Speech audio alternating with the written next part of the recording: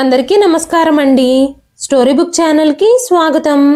ఈ రోజు నేను మీకు వినిపించబోతున్న కథ కుక్క కాటుకి చెప్పు దెబ్బ.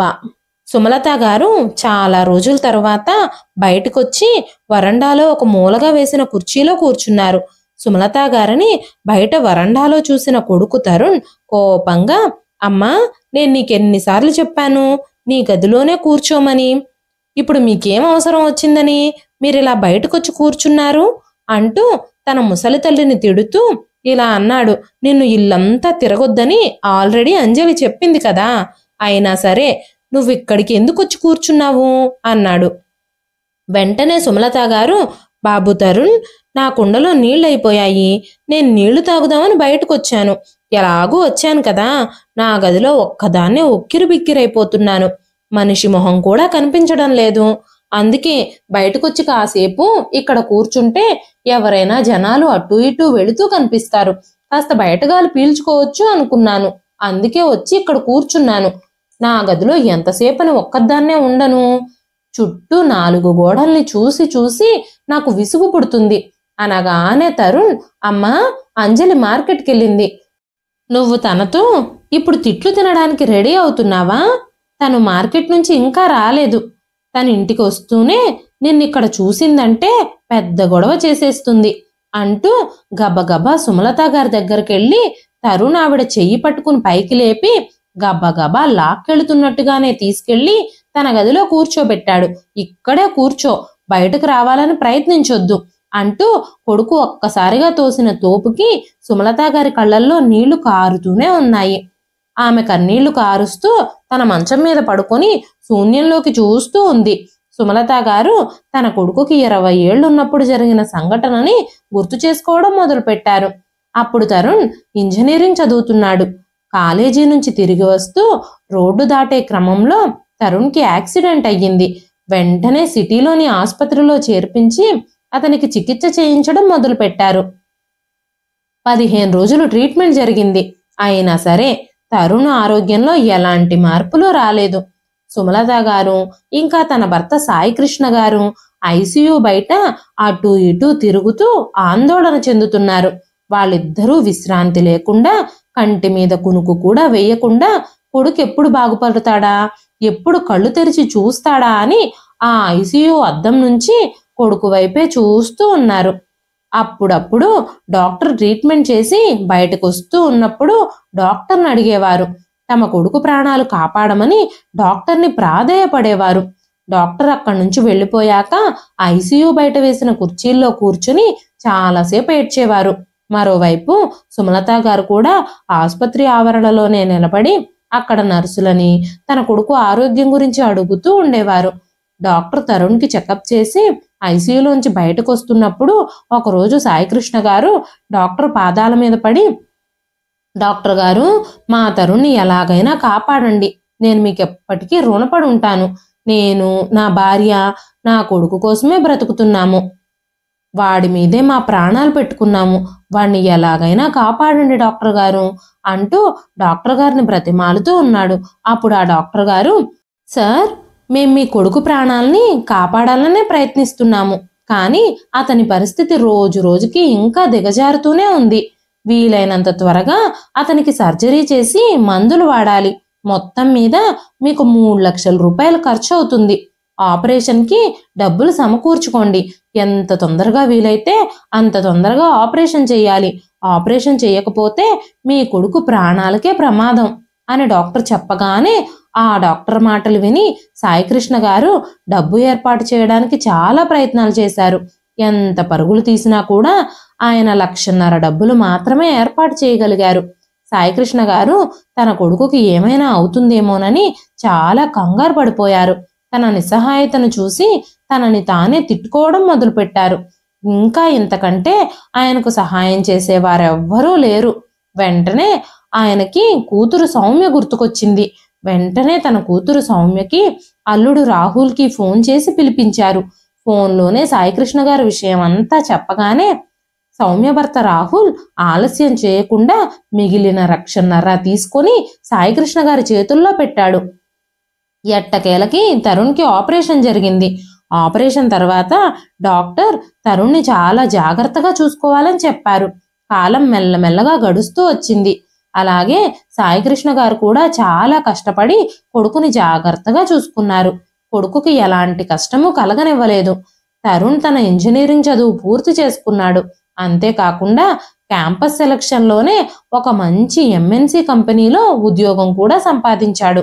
ఉద్యోగంలో చేరిన 1 సంవత్సరానికి తరుణ్కి పెళ్లి చేయాలని పెళ్లి సంబంధాలు వెతకడం మొదలుపెట్టారు సుమలత గారు, సాయికృష్ణ గారు.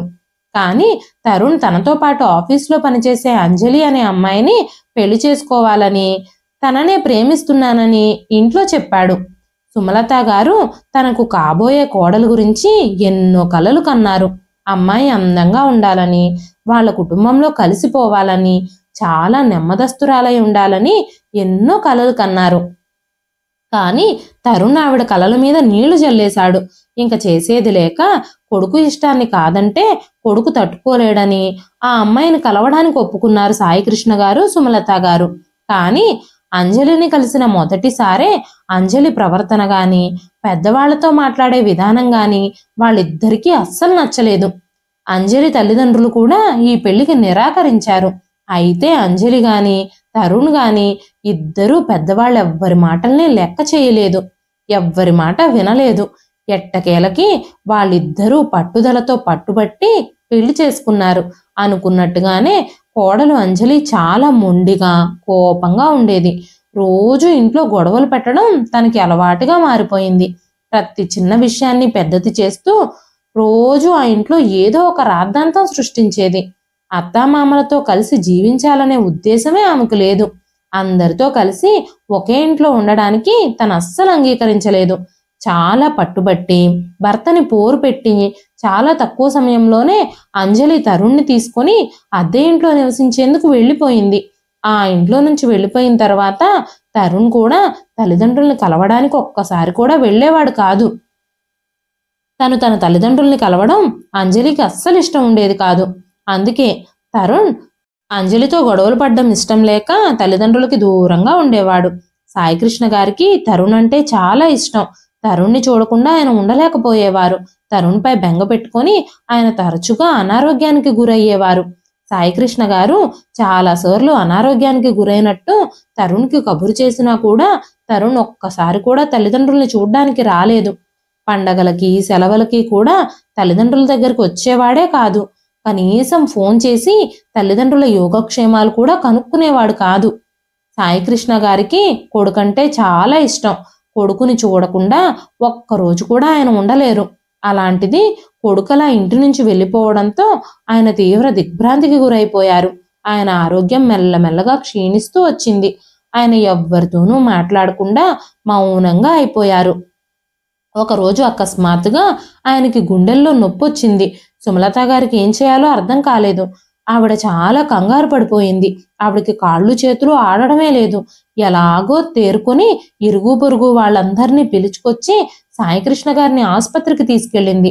ఆ తరువాత సాయికృష్ణ గారిని చెకప్ చేసిన డాక్టరు ఆయనకి గుండె నొప్పి వచ్చిందని, ఆయన ఏదో ఒక విషయంలో చాలా ఆలోచిస్తున్నారని, దిగులు పడుతున్నారని డాక్టర్లు చెప్పారు. ఆ తర్వాత కూడా కొడుకుని ఎన్నిసార్లు పిలిచినా కూడా, తండ్రి ఆరోగ్యం బాగోలేదని కబురు చేసినా కూడా తరుణ్ రాలేదు. ఆఫీసులో తనకి అర్జెంట్ మీటింగ్లు ఉన్నాయని, అస్సలు ఖాళీ లేదని మాటి మాటికి ఏదో ఒక సాకు చెప్పి తనని ఇంటికి రప్పించాలని ప్రయత్నించొద్దని తల్లిదండ్రుల్నే నిందించాడు తరుణ్. కానీ కూతురు సౌమ్య మాత్రం తండ్రి పరిస్థితి తెలుసుకున్న వెంటనే, తండ్రి అనారోగ్యానికి సంబంధించిన వార్త వినగానే సౌమ్య ఇంకా తన భర్త రాహుల్ ఇద్దరూ సాయికృష్ణ గారిని చూడ్డానికి వచ్చారు. సౌమ్య తన తండ్రిని కౌగిలించుకొని ఏడవడం మొదలుపెట్టింది. నాన్న, ఇంక మీరు ఏమీ ఆలోచించకండి. ఇక మనం ఆలస్యం చేయడం మంచిది కాదు. మీరు మాతో పాటు రండి. సిటీలో మంచి ఆసుపత్రిలో మీకు ట్రీట్మెంట్ చేపిస్తాము అని చెప్పగానే సాయికృష్ణ గారు, అమ్మా సౌమ్య, ఇంకా మీ నుంచి మేం సహాయం పొందలేము. చాలా ఏళ్ల క్రితమే తరుణ్కి యాక్సిడెంట్ అయినప్పుడు మీరు చేసిన సహాయాన్ని నేను ఈ జీవితంలో మరిచిపోలేను. ఇంకింతకంటే మీ నుంచి నేనేమీ ఆశించలేను అంటూ కళ్ళ నుంచి కారుతున్న కన్నీళ్లు తుడుచుకుంటూ సాయికృష్ణ గారు కూతురుతో మాట్లాడుతూ ఉన్నారు. వెంటనే సౌమ్య, నాన్న నువ్వు అలా మాట్లాడొద్దు, మనం పెద్ద ఆసుపత్రికి వెళదాం, అప్పుడు మీరు తొందరగా కోలుకుంటారు అంటూ సౌమ్య తన తండ్రిని బలవంతం చేసింది. రాహుల్ కూడా సాయికృష్ణ గారిని బలవంతం చేసి ఆయన్ని అప్పటికప్పుడే తీసుకుని సిటీలోని మంచి హాస్పిటల్లో జాయిన్ చేశారు. ఆ హాస్పిటల్లో అన్ని సౌకర్యాలు ఉన్నాయి, అన్ని ఎక్విప్మెంట్లు ఉన్నాయి. తండ్రి పరిస్థితి మెరుగుపడే రోజు కోసం సౌమ్య కళ్ళు కాయలు కాచిపోయేలా ఎదురు చూస్తూ ఉంది. రాత్రనక పగలనక సుమలత గారు ఇంకా సౌమ్య సాయికృష్ణ గారికి సేవలు చేస్తూ ఉన్నారు. సమయానికి మందులు, ఆహారం క్రమం తప్పకుండా అందిస్తున్నారు. సౌమ్య తరచుగా తన తండ్రి పక్కనే మంచం మీదే కూర్చుని తన తండ్రి పాదాలు నొక్కుతూ ఉండేది. అప్పుడు సాయికృష్ణ గారు, అమ్మా సౌమ్య, నువ్వు ఇదంతా ఎందుకు చేస్తున్నావు?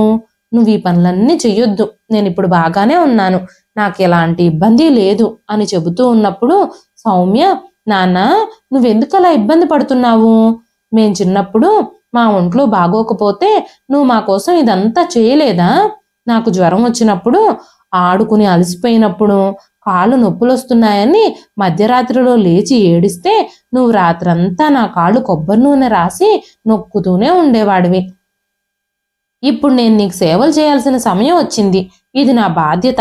కూతురుగా నేను నా బాధ్యతను నిర్వర్తిస్తానంటే నువ్వు నన్ను ఆపుతావెందుకు అని చెప్పి సౌమ్య సాయికృష్ణ గారి కాళ్ళు నొక్కుతూ ఉండగానే సాయికృష్ణ గారి కళ్ళల్లో నీళ్లు తిరిగాయి.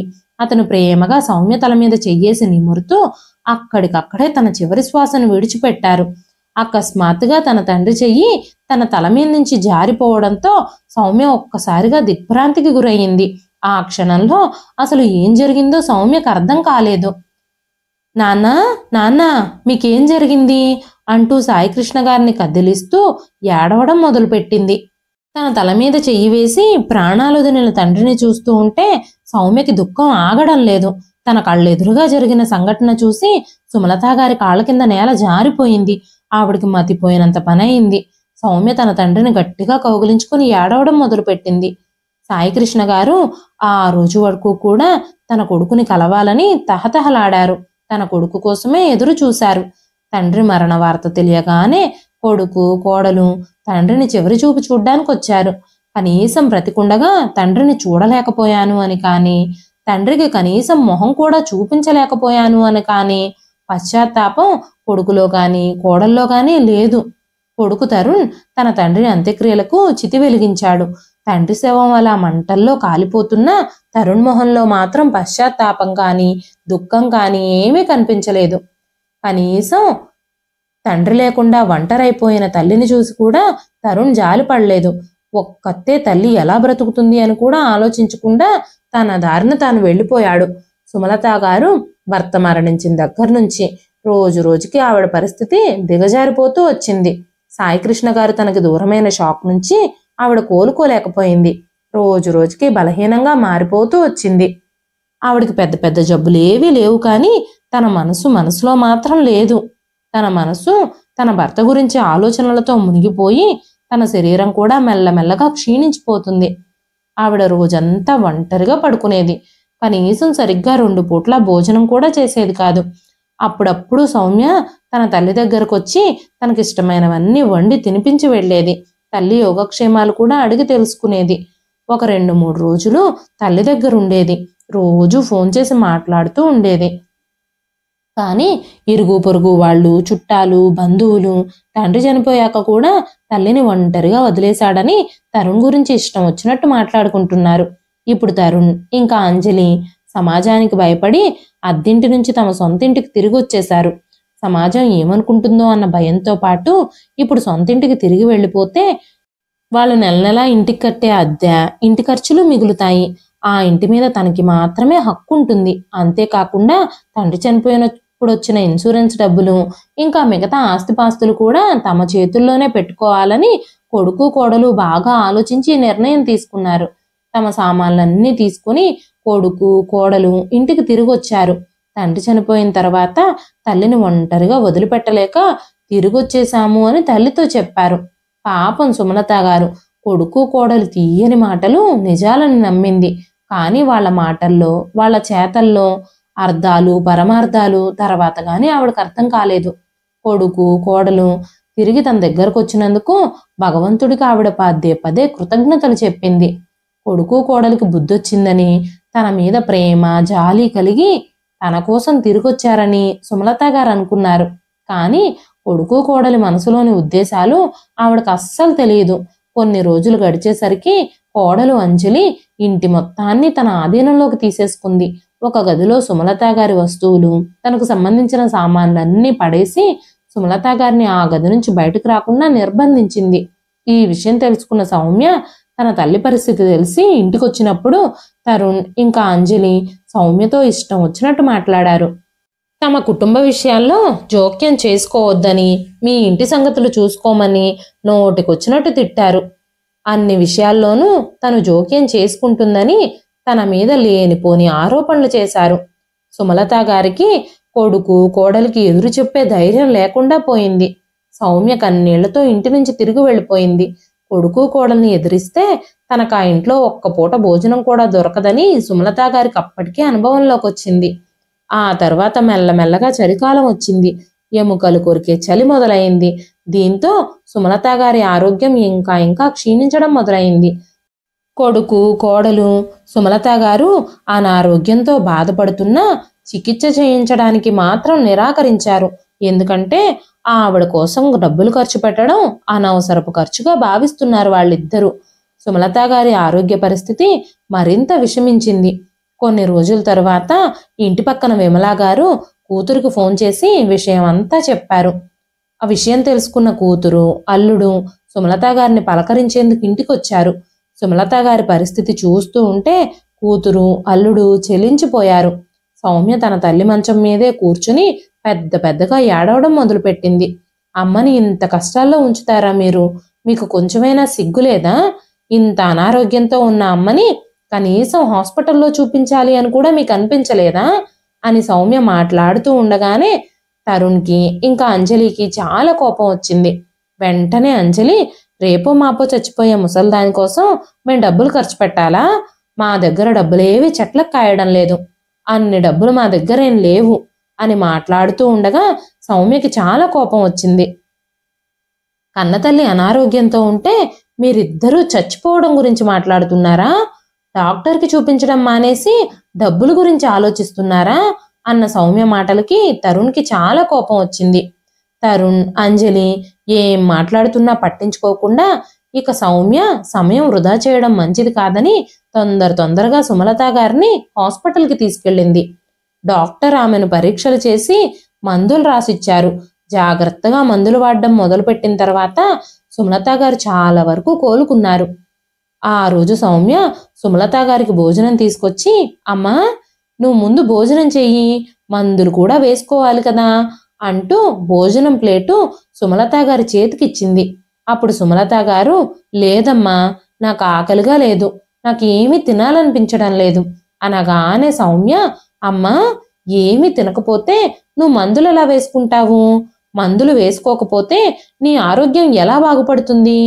నువ్వు చక్కగా పెట్టింది తినేసి మందులు వేసుకుంటే నీ ఆరోగ్యం మామూలుగా అయిపోతుంది, నువ్వు ఇంతకు ముందులాగా హాయిగా తిరగొచ్చు అని చెప్పగానే సుమలత గారు, శరీరంలో రోగాలని మందులతో నయం చేసుకోవచ్చు, కానీ నా మనసే అనారోగ్యంతో ఉంది, దాన్ని ఎలా నయం చేసుకోవాలి అనగానే సౌమ్య, అమ్మా తరుణ్ కోసం నాన్న నువ్వు ఎంత కష్టపడ్డారు, మీ జీవితం మొత్తం త్యాగం చేశారు, కానీ తరుణ్ మీ విషయంలో ఇలా ప్రవర్తిస్తాడని నేను కలలో కూడా అనుకోలేదు.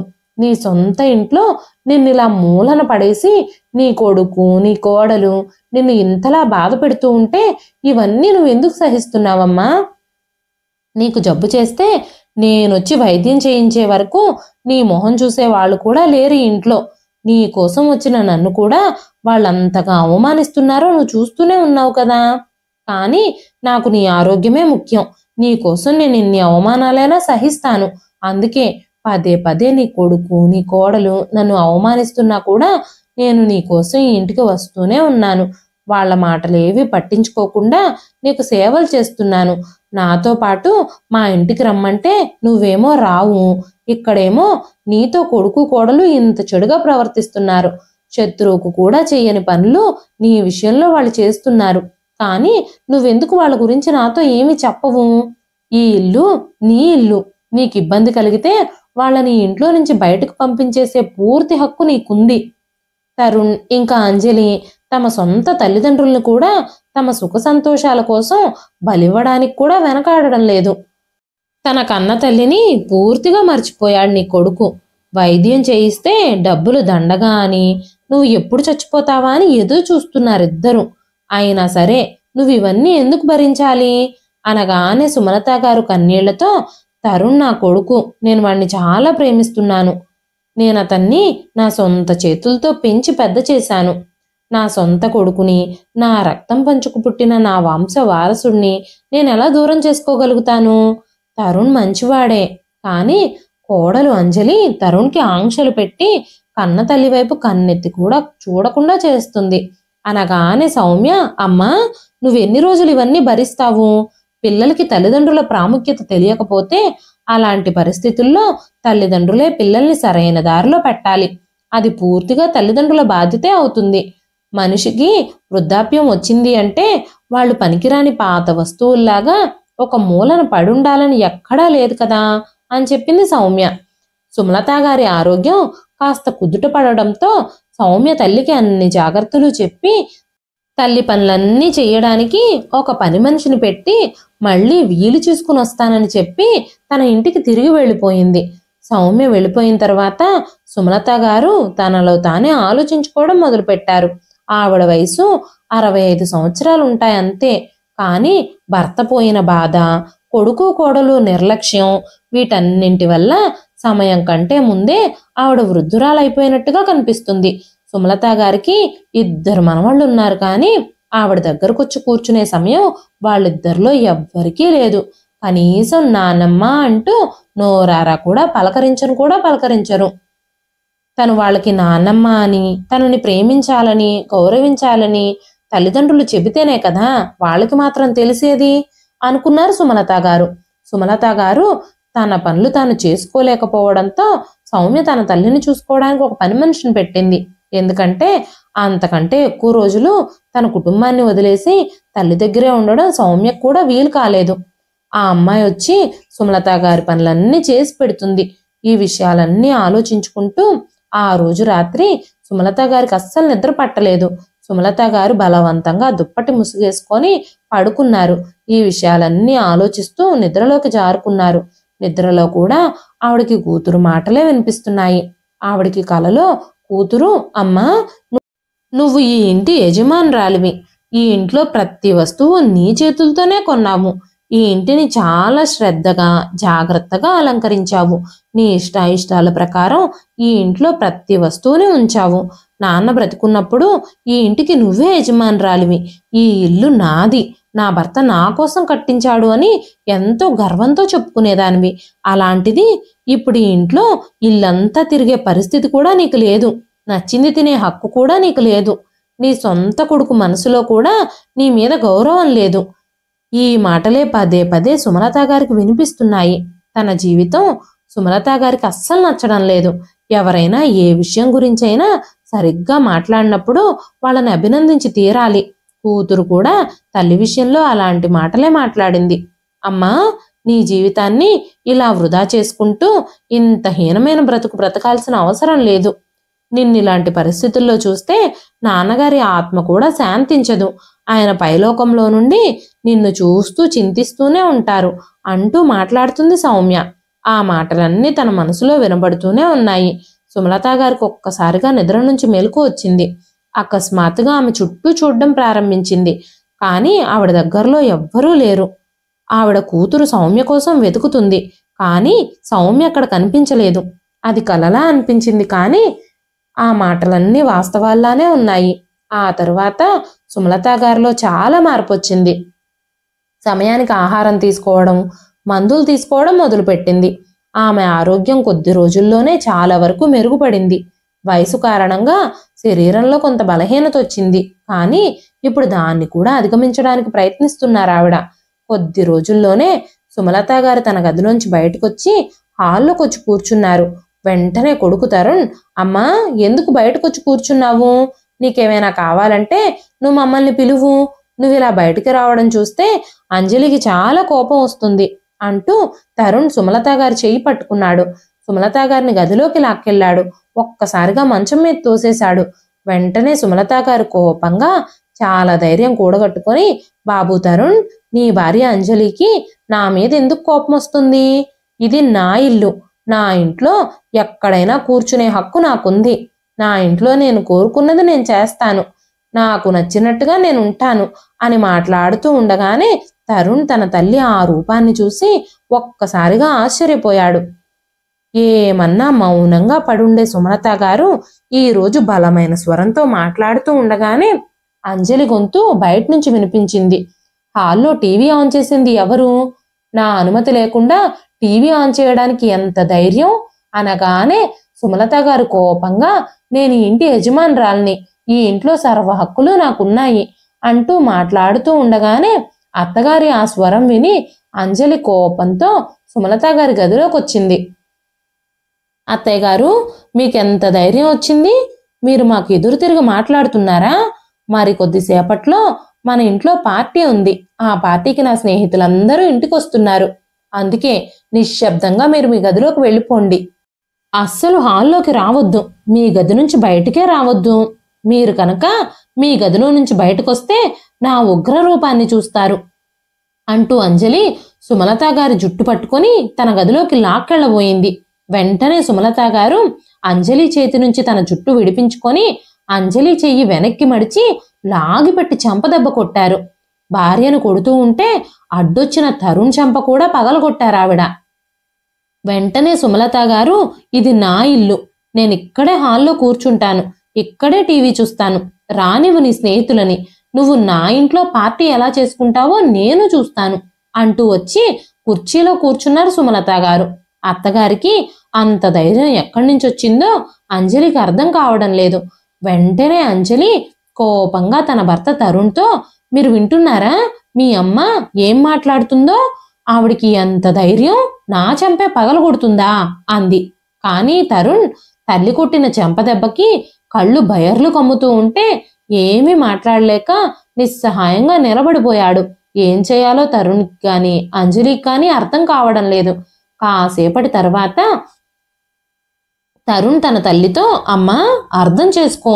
నువ్విప్పుడు నీ గదిలోకి వెళ్ళు. ఇక్కడ పార్టీ ఉందని అంజలి చెబుతుంది కదా అనగానే సుమలత గారు, మీరిద్దరూ ఏమనుకుంటే అది ఇక నుంచి ఇంట్లో జరగదు. నేనేమనుకుంటే అది మాత్రమే ఇంట్లో జరుగుతుంది. ఈ ఇల్లు నాది. ఈ ఇంటికి యజమానురాల్ని నేను. ఆ విషయం మీరు మర్చిపోవద్దు అంటూ సుమలత గారు మాట్లాడుతూ ఉండగానే డోర్ బెల్ మోగింది. అంజలి తలుపులు తెరిచింది. తలుపు తెరవగానే ఎదురుగా లాయర్ నిలబడున్నారు.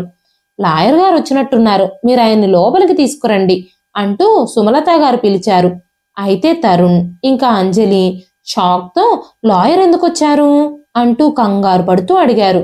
వెంటనే సుమలత గారు, వీలునామా రాయడానికి నేనే పిలిపించాను అని చెప్పగానే అంజలి, వీలునామానా? వీలునామా ఎందుకు? మీకున్నది ఒక్కడే కొడుకు. ఇక అన్నింటి మీద కొడుకుకే కదా హక్కుంటుంది అంది అంజలి. వెంటనే సుమలత గారు, కొడుకు కోడలు హక్కుల గురించి బాగానే మాట్లాడుతున్నారు.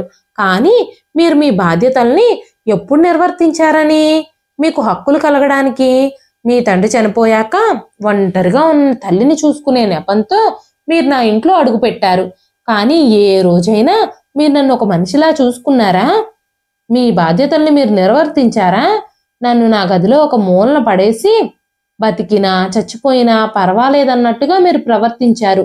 అందరి నుంచి వేరు చేసి ఒంటరిగా బ్రతికేలా చేశారు. మీరు మీ కర్తవ్యాలను నెరవేరుస్తామంటూ వచ్చి మీ కర్తవ్యాలు బాగానే నెరవేర్చారు. కొడుకు కోడలు ఉండి కూడా ఈ ఇంట్లో ఒక మూలన ఎవ్వరూ లేని ఒంటరిదానిలా నేను బ్రతకాల్సి వస్తే ఇక మీతో కలిసి బ్రతకాల్సిన అవసరం నాకేం ఉంది? నేను నా ఇంట్లో దర్జాగా ఒంటరిగానే బ్రతకాలనుకుంటున్నాను. నాకిక మీతో అవసరం లేదు. అందుకే నేను ఈ నిర్ణయం తీసుకున్నాను. వచ్చే నెల నుంచి ఈ ఇంటిని అద్దెకివ్వాలి అనుకుంటున్నాను. మీరున్నా కూడా నేను నా గదిలో మాత్రమే ఉండాల్సి వస్తుంది. అందుకే ఈ ఇంటిలో నాకు సరిపడా భాగం ఉంచుకొని మిగిలిన భాగాన్ని నేను నా ఖర్చుల కోసం అద్దెకివ్వాలి అని అనుకుంటున్నాను. మీరిక నా బాధ్యతల నుంచి విముక్తి పొందొచ్చు అని సుమలత గారు చెప్పగానే ఆ మాటలు విన్న తరుణ్ ఇంకా అంజలి సుమలత గారి పాదాల దగ్గరకు వచ్చారు. అమ్మా, నువ్వే ఇలా ప్రవర్తిస్తే మేము ఇంకెక్కడికి వెళ్ళిపోయి బ్రతకాలి అన్నాడు తరుణ్. వెంటనే అంజలి అత్తయ్య గారితో, అత్తయ్య గారు, మీ అబ్బాయి ఆఫీసులో ఇంజనీర్ పోస్ట్లో ఉన్నాడు. ఆయన్ని కలవడానికి ఎప్పుడూ ఎవరో ఒకరు వస్తూ ఉంటారు. నా స్నేహితులు కూడా అప్పుడప్పుడు వస్తూ ఉంటారు. వాళ్ళు అనారోగ్యంతో ఉన్న మిమ్మల్ని ఇల్లంతా తిరుగుతూ ఉండడం చూస్తే మాకు గౌరవం ఉంటుందా? మీరు దీని గురించి కూడా ఆలోచించాలి కదా. మీకిద్దరు మనవళ్ళు ఉన్నారు. మీ ఇద్దరు మనవళ్ళు కూడా మీతోనే నివసిస్తున్నారు. వాళ్ళ చదువులకయ్యే ఖర్చులే మీ అబ్బాయి జీతం సరిపోవడం లేదు. ఇప్పుడు మేము అద్దె ఇల్లు కూడా పొందాలంటే మాకు ఎంత ఖర్చులవుతాయో అనగానే సుమలత గారు, ఎప్పుడూ నానమ్మ అని కూడా నన్ను నోరారా పిలవని మనవాళ్ల గురించి నేనిప్పుడు ఆలోచించాలా? మీరు నా బాధ్యతలు తీసుకుంటున్నందుకు చాలా బాధపడిపోతూ ఉన్నారు కదా. ఇక నా బాధ్యత నుంచి మీరు విముక్తి పొందండి. మీ ప్రవర్తన చూశాకే నేను ఇలాంటి నిర్ణయం తీసుకున్నాను. నేను జీవించున్నంత వరకు ఈ ఇంటిని అద్దెకిస్తాను. నా మరణానంతరం ఈ ఇంట్లో నా కొడుకు, కోడలు, మనవడు, మనవరాలికి ఎలాంటి హక్కు లేదు. నా కూతురు, అల్లుడికి మాత్రమే ఇంట్లో హక్కు ఉంటుంది. ప్రతి ఇబ్బందిలోనూ, ప్రతి పరిస్థితిలోనూ నా కూతురు, అల్లుడే నాకు మద్దతుగా నిలిచారు. అయినా సరే కొంచెం కూడా విలువివ్వకుండా నా కొడుకు, కోడలు నా కూతుర్ని, అల్లుణ్ణి అవమానిస్తూ ఉన్నా సరే నేను మౌనంగా ఊరుకున్నాను. నా కూతురుతో సంబంధాలు కూడా తెంచేసుకున్నాను. ఎన్నో సంవత్సరాల క్రితం నీకు యాక్సిడెంట్ జరిగినప్పుడు, నీ జీవితం ప్రమాదంలో ఉన్నప్పుడు నా కూతురు, అల్లుడే నీ చికిత్స కోసం లక్షల రూపాయల డబ్బు చెల్లించారు. మీ నాన్న హార్ట్అటాక్తో హాస్పిటల్లో ఉంటే ఆ ట్రీట్మెంట్ ఖర్చులు కూడా నా కూతురు, అల్లుడే పెట్టుకున్నారు. ఇప్పుడు నేను అనారోగ్యంతో ఆ గదిలో పడి మూలుగుతున్నా కూడా నా కూతురే వచ్చి నాకు వైద్యం చేయించి నా కోసం ఒక పని మనిషిని కూడా పెట్టి నన్ను బాగు చేసి వెళ్ళింది. మీ నాన్న చివరి క్షణాల్లో ఉన్నప్పుడు మిమ్మల్ని కలవాలని ఎంత తహతహలాడారో, మనవళ్ల ముఖాలు చూడాలని, కొడుకుని చివరిసారిగా చూసుకోవాలని ఆయన తహతహలాడినప్పుడు మీరు కనీసం ఆయన్ని చివరి చూపు కూడా చూడ్డానికి రాలేదు. నీ ఇలాంటి కొడుకు ఉన్నా ఒక్కటే, లేకపోయినా ఒక్కటే అనగానే తరుణ్ సుమలత గారి కాళ్ళు పట్టుకుని, అమ్మా, మమ్మల్ని క్షమించు. నేను చాలా పెద్ద తప్పు చేశాను. నా భార్య మాయలో పడిపోయి నేను మిమ్మల్ని ఇద్దరిని నిర్లక్ష్యం చేశాను. నన్ను క్షమించమ్మా. ఇప్పుడు మమ్మల్ని రోడ్డు మీదకి పంపించొద్దు అంటూ కాళ్ళు పట్టుకొని ప్రాధేయపడుతూ ఉండగా సుమలత గారు కొడుకు, కోడలి ఏడుపుల్ని అస్సలు పట్టించుకోలేదు. ఆవిడ తన మిగిలిన జీవితం ఆత్మగౌరవంతో తన ఇంట్లో ప్రశాంతంగా బ్రతకాలని కోరుకుంటూ ఉంది. తన కూతురు కూడా భయపడుతూ, అవమానపడుతూ తన ఇంటికి రావడం తనకిష్టం లేదు. అందుకే తన కూతురు దర్జాగా తనకి కావలసినప్పుడు తన తల్లి దగ్గరకు వచ్చి తన యోగక్షేమాలు అడిగే విధంగా, ఎప్పుడు కావాలంటే అప్పుడు తన ఇంటికి నిరభ్యంతరంగా వచ్చే విధంగా తను అన్ని ఏర్పాట్లు చెయ్యాలని అనుకుంది. అందుకే కొడుకుని, కోడళ్ళని, మనవళ్ళని నిర్దాక్షిణ్యంగా ఆవిడ ఇంట్లో నుంచి బయటకు పంపించేసింది. ఆ నెలాఖరికి కొడుకు, కోడలు, మనవళ్లతో కలిసి ఆ ఇంటిని ఖాళీ చేయాల్సి వచ్చింది. సుమలత గారు ఎప్పటికీ ఆ ఇంటి మీద కానీ, తమకున్న ఆస్తి మీద కానీ, తన దగ్గరున్న డబ్బు మీద కానీ కొడుకు, కోడలికి ఎలాంటి హక్కు దక్కనివ్వలేదు. కొద్ది రోజుల్లోనే ఆ ఇంటిని తనకి సరిపడా భాగం ఉంచుకొని మిగిలిన భాగం అద్దెకిచ్చేసింది. ఆ వచ్చే అద్దె డబ్బులతో, బ్యాంకులో ఉన్న డబ్బుల మీద వచ్చే వడ్డీ డబ్బులతో తన జీవితాన్ని ప్రశాంతంగా గడపడం మొదలుపెట్టింది.